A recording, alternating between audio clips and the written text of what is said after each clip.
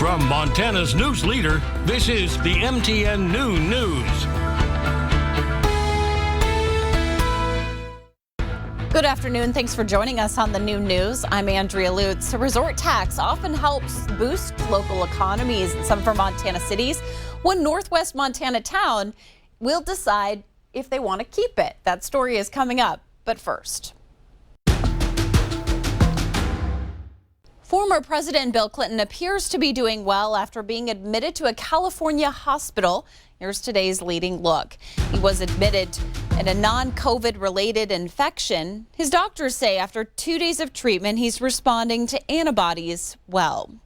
A panel of experts will vote on the authorization of a booster shot for Johnson & Johnson, and they'll decide if the booster should be given at least 2 months after the first shot or after at least 6 months. Just yesterday, advisors recommended boosters for Moderna. It's going to cost a little bit more to keep your house warm this winter. A new report says half of homes that use natural gas will pay 30% more. Homes that use electricity for warmth will pay 60% more. NOAA is also forecasting a much colder winter. And that's today's leading look.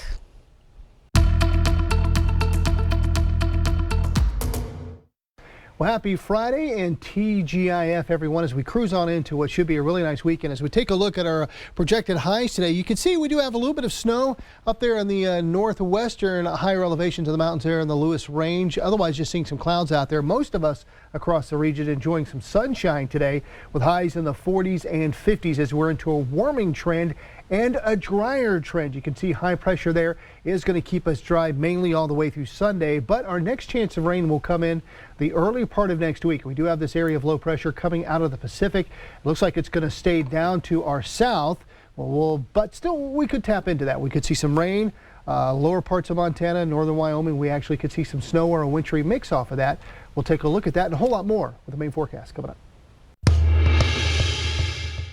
On November 2nd, Whitefish voters will decide on renewing the city's 3% resort tax for an additional 20 years. This allows our visitors to help pay for our improvements, for our streets, for our parks, and again, help with property tax relief. The resort tax, which was initially passed in 1996, is back on the ballot this November for a vote on a 20-year extension. So that would be till 2045. Whitefish City Manager Dana Smith says 58% of the 3% resort tax would go towards street maintenance and improvements, 25% for property tax relief, and 10% toward bike, pedestrian path, and park improvements. So you might see playground equipment. You might see additional bike paths that are throughout town. So when we say parks, it also includes those bike paths, and those connections are very important to make us a walkable and bikeable community. Smith says the resort tax is considered a luxury tax and is mainly used in lodging, bars, and restaurant settings. If you have household items that you need for repair and maintenance,